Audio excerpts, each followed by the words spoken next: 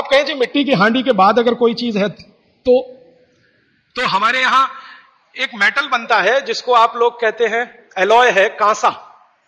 कांसा आपने सुना है, शायद देखा भी हो किसी के घर में।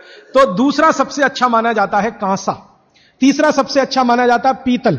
अब ये कांसे और पीतल में भी हमने काम कर लिया कि अरहर की दाल को कांसे के बर्तन में पकाएं तो उसके सिर्फ 3% माइक्रोन्यूट्रिएंट कम होते हैं, 97% मेंटेन रहते हैं। पीतल के भगोने में पकाएं तो 7% कम होते हैं, 93% बचे रहते हैं। लेकिन प्रेशर कुकर में बनाएं तो सिर्फ 7% बचते हैं, बाकी खत्म होते हैं। अब आप तय कर लीजिए, आपको लाइफ में क्वालिटी चाहिए तो आपको मिट्टी की हांडी की तरफ ही जाना पड़ेगा। क्वालिटी ऑफ लाइफ की अगर बात आप करेंगे, माने जो खा रहे हैं वो पूरे शरीर में पोषकता दे, ये लाइफ की क्वालिटी की बात आप करेंगे तो मिट्टी की हांडी की तरफ ही जाना पड़ेगा। माने भारत की तरफ वापस लौटना पड़ेगा इंडिया से। अभी हम हैं इंडिया में, जो बनाया अंग्रेजों ने या बना दिया अमरीकियों ने, इस इंडिया से निकल के भारत की यात्रा करनी पड़ेगी।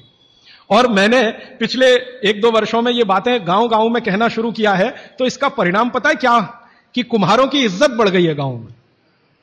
गांव वाले समझते हैं कि ये तो कोई बड़ा काम कर रहे हैं हमारे लिए। और मैं मानता हूं कि मेरे व्याख्यान की अगर कोई सार्थकता है तो वो ये कि कुम्हारों की इज्जत इतनी बढ़ जाए कि वो पंडितों के बराबर आ जाएं, क्योंकि वो किसी से नीचे नहीं है, क्योंकि वो किसी से छोटे नहीं है। भले वो मिट्टी के बर्तन बना रहे हैं, बहुत वैज्ञानिक काम वो कर रहे हैं। और मजे की बात कि वो हांडी बना के आपको 20-25 रुपए में ही दे रहे हैं, प्रेशर कुकर तो 250-300 रुपए का है। और सबसे मजे की बात कि ये हांडी जब खत्म होगी, माने इसकी लाइफ पूरी हो जाएगी, तो ये हांडी फिर मिट्टी में मिल जाएगी और फिर वही मिट्टी से हांडी बन जाएगी। दुनिया में ऐसी कोई वस्तु नहीं है, प्रेशर कुकर के बारे में तो नहीं कह सकते आप, बायोडिग्रेडेबल है।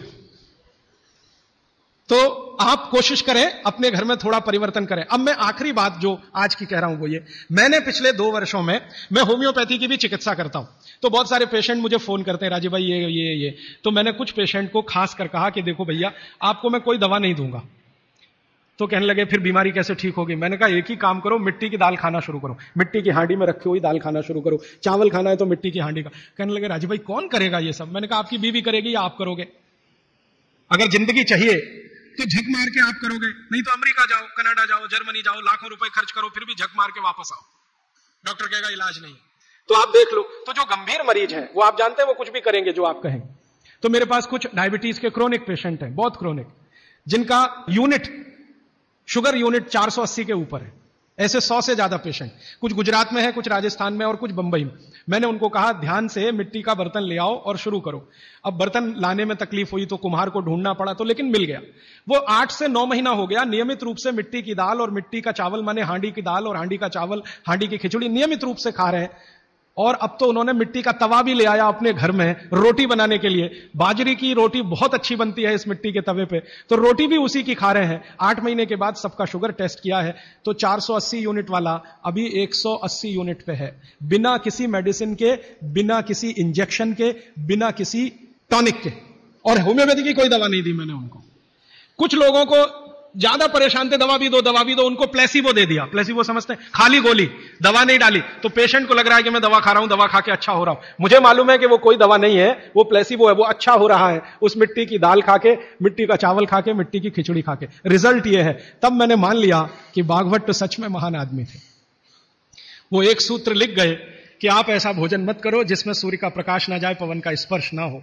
तो वो आपके लिए अमृत तत्व है, भोजन नहीं है, वो अमृत जैसा है। ये एक सूत्र पूरा होता है, 8:30 का समय हो गया है।